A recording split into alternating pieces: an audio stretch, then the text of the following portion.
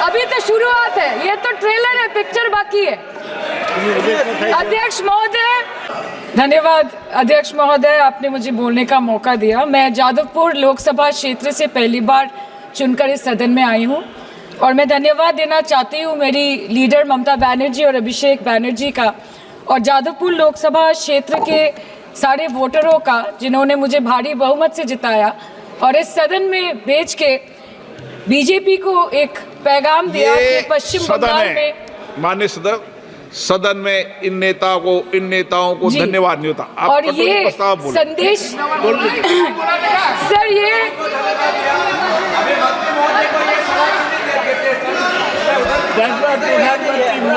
Sir okay sir, no problem sir. Sir मैं धन्यवाद देना चाहती हूँ जादवपुर लोकसभा क्षेत्र के लोगों का जिन्होंने मुझे भारी बहुमत से यहाँ पे जिता के भेजा और ये पैगाम दिया कि पश्चिम बंगाल में नफरत की रणनीति और धोखेबाजी की राजनीति नहीं चलेगी। अध्यक्ष महोदय, मैं उम्मीद करूंगी कि आज आप मुझे पूरा बोलने का मौका दें, क्योंकि हाल ही में हुए नीति आयोग की जो मीटिंग हुई थी वहाँ पे हमारी माननीय मुख्यमंत्री, जो देश की एकमात्र महिला मुख्यमंत्री भी है, उनका माइक बीच राह में ऑफ कर दिया गया था। वो बंगाल के अरे अभी तो शुरुआत है, ये तो ट्रेलर है, पिक्चर बाकी है।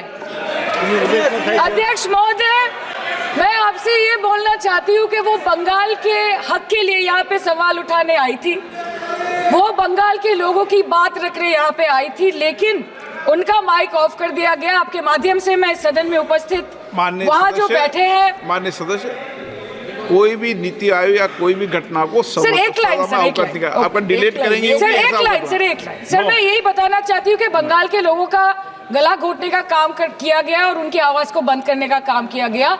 आगे जाके बंगाल के लोग आपके पार्टी की माइक ऑफ कर देंगे, बस एक चुनाव बाकी है, आप देख लीजिएगा।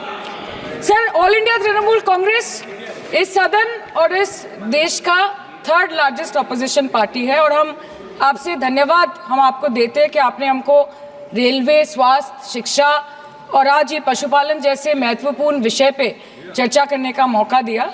लेकिन तृणमूल कांग्रेस आगे जाके देश के हर महत्वपूर्ण मुद्दे पे बात करेगा, चाहे वो चीन का अनैतिक रूप से इस देश में प्रवेश हो या वो 700 से ऊपर आंदोलन जीवी किसानों की माननीय सदस्य, आप पहली बार बोल रही हैं, मैं आपको हस्तक्षेप नहीं करना चाहता, लेकिन जिस अनुदानों की मांगों पर चर्चा सर अभी आ रहे सर, नीट के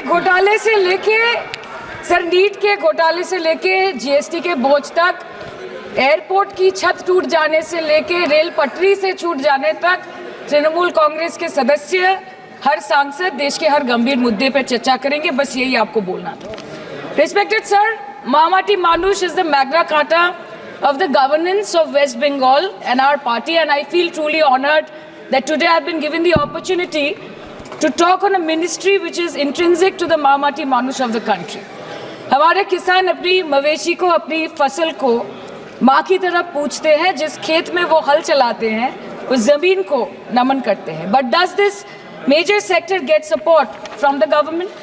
Sir, Indian agriculture supplies around 58% of India's livelihood and is a principal source of income for half of the population, accounting for 17 to 18% of the country's GDP. 70% of India's rural poor depend on livestock and farm animals. But does this sector get what it deserves? इसका जवाब अगर आप देश के किसान से पूछेंगे तो वो आपको यही बात बोलेंगे कि चाय से शुरू हुई थी सरकार और गाय पे अटक गई और विकास की मौसी 10 साल में रास्ते में भटक गई। Sir, exorbitantly high cost of cattle and poultry feed under the mismanagement of this sector by the current government and wholesale fodder inflation hovering between 25% to 28.6% in the last 2 to 3 years, it is a 9-year high. Sir, किसान खुद क्या खाएंगे? अपने परिवार के लोगों का खिलाएंगे? अपनी गाय, भैंस, भेड़, बकरी को क्या खिलाएंगे? सर, ऐसे ही वारदात होते हैं जहां गरीबी से जूझता हुआ एक किसान उसको अपनी गाय, भेड़, बकरी को बेचने में मजबूर करते हैं और अंत में जाके वो अपनी खुद की जान ले लेते हैं। सर, पिछले 10 सालों में 1,12,000 किसानों ने इस देश में आत्महत्या की। एनसीआरबी की एक रिपोर्ट के अनुसार 10 साल में हर दिन इस देश में एवरेज में 30 किसान हर दिन अपनी जान ले लेते हैं। सर, इस देश के लोगों का यही है किस्सा कि जिसको जिताया वो राजा की तरह जाएगा और जिन्होंने जिताया वो फकीर की तरह। सर, ये बहुत गौरक्षा की भी बातें करते हैं। देश के लोगों को ये पता होना चाहिए that there is a fodder crisis in India, and the union minister has himself stated in a written reply in Rajya Sabha that yes, the country is deficit in fodder. So it means that cows are dying without food in government-owned goshalas, especially the BJP-ruled state. 74,000 cattle had died at Panjrapols in Sundarnagar and Banaskantha district of Gujarat in the last 3 years. 200 cows were found dead in Madhya Pradesh's Shivpuri district. 173 cows allegedly died in a week in Chhattisgarh. And 74,016 cows had died in Hingonia Gaushala in Jaipur during the previous BJP government in Rajasthan. तो sir, पहले खाना ही नहीं मिला, fodder crisis, फिर मिल भी जाए तो इतना महंगा कि किसान खरीद ही नहीं पा रहा है, फॉडर इन्फ्लेशन, और सर खाना मिल भी जाए तो पशुओं की बीमारी। उससे मुकाबला करने के लिए इस सरकार ने क्या किया?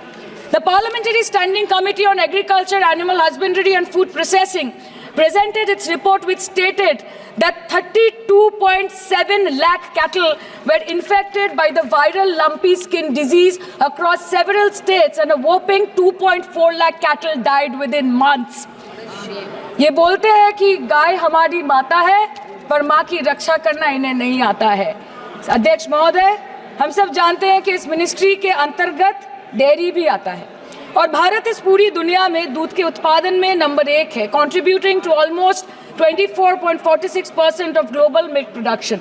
But since the government has not been able to bridge the gap between demand and supply, it has successfully turned the country from being the largest producer of milk to an importer of milk. In the last 10 years, due to the stagnation in milk production, the gains of white revolution has been systematically whitewashed. The dairy farmers are forced to throw buckets of milk on the highway protesting against meager remuneration for their produce. And the price of milk, on the other hand, has increased by a massive 55% in the past 10 years. It was rupees 36 per litre in 2014 and now rupees 56 per litre in 2024. When this government came to power, the first thing the milk producing companies regulated by it did was to increase the price of milk by rupees 2 per litre. This was their revenge on the people of India for not providing a majority to the BJP. आम आदमी के दूध, छाछ, लस्सी, दही, पनीर पर 5% की GST, cream, condensed milk, मक्खन, घी पर 12% की GST और अमीरों के हीरो पर सिर्फ 1.5% की GST। सरकार उनको रिलीफ नहीं देती है जो विदेश में जाके मिल्क शेक और लाते की चुस्कियां लगाते हैं। ये सरकार उनको रिलीफ नहीं देती जो आम आदमी 2 पैकेट दूध खरीदने से पहले 10 बार सोचता है। सर, बचपन से हम सुनते आए थे कि संडे हो या मंडे रोज खाओ अंडे। India rank 2nd in egg production in the world और अंडे का फंडा यही है सर कि भारत के बच्चों के किस्मत में महीने में एक अंडा नहीं मिलता। मिड डे मील के चलते हफ्ते में अगर एक आध अंडा मिल भी रहा था तो कहीं धर्म के नाम पे तो कहीं महंगाई के चलते उसे बंद करने की मांग उठ रही है। Sir, more than 50% children under the age of 5 suffer from chronic malnutrition in the country and roughly 17% children are underweight, and yet most BJP ruled states do not serve eggs in midday meal scheme. This is the example of Poshan Kal in India. Sir, अंत पे आते हैं मच्छी पे। आप लोगों को ज्यादा पसंद नहीं पर हम क्या करें, हम तो माछे भाते बंगाली है, हमको तो बोलना ही पड़ेगा। And not to forget that 2.8 crore fisher folk are employed directly in catching fish in the country and millions are employed in the value chain of selling fish and aquaculture. India stands 3rd in the world in the terms of fish production, contributing to 8% of global fish production and ranked 2nd in aquaculture production. The PM talks about blue revolution, but this government has allocated only 0.045% funds out of the total budget for the flagship scheme, Pradhan Mantri Matsya Sampad Yojana. Even after this meager allocation, they did not utilize 39% of the funds, and in 23-24, they did not utilize 24% of the funds allocated. और sir, भले ही सरकार को मणिपुर शब्द से allergy हो, but the fact remains that 1.5 years of lack of governance in the state has led to endangering of the fish species in India's largest freshwater body in Manipur, the Loktak Lake. So the government has to generate employment opportunities, investment in areas such as exports, post-harvest processing, and import substitution. It has to deal with adversities like overfishing, depleting of fish stocks, pollution, disease outbreak, destruction of habitat, and climate change. So my own parliamentary constituency has assembly constituencies like Baruipur, Shonarpur, Bhangor, which are heavily dependent on these sectors for livelihood. Main crops grown are wheat, rice, vegetable, fruit, oilseed, pulses, cotton and jute, and animal husbandry is practiced mostly by women in the self-help groups in the South Chobbish Pargona. They rear a wide range of domestic animals, including cattle, poultry, goat, particularly the black Bengal goat and the Pekin duck. And I take extreme pride in saying that in the last 5 years of the TMC government, the CM Mamata Banerjee has allocated a massive amount of 76,680 crore to agriculture and its allied sectors for their development. The government of West Bengal has achieved remarkable success in implementation of state schemes, namely Bangla Dairy. The state-owned company is providing financial incentive at the rate rupees 11.5 per litre of raw milk directly to the bank accounts of primary dairy farmers through milk unions. Bangla Dairy procured 3.55 crore kg milk in 2023, for which rupees 109 crore was paid to dairy farmers through direct benefit transfer. 47,900 fresh Kisan cards have been issued in the last 3 years for animal husbandry.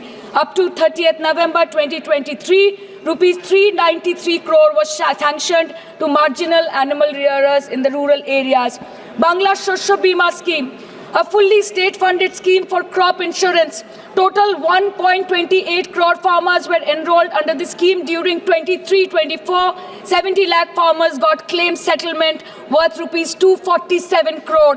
76,049 farmers are getting pension amounting to rupees 1,000 per month under Joy Bangla scheme.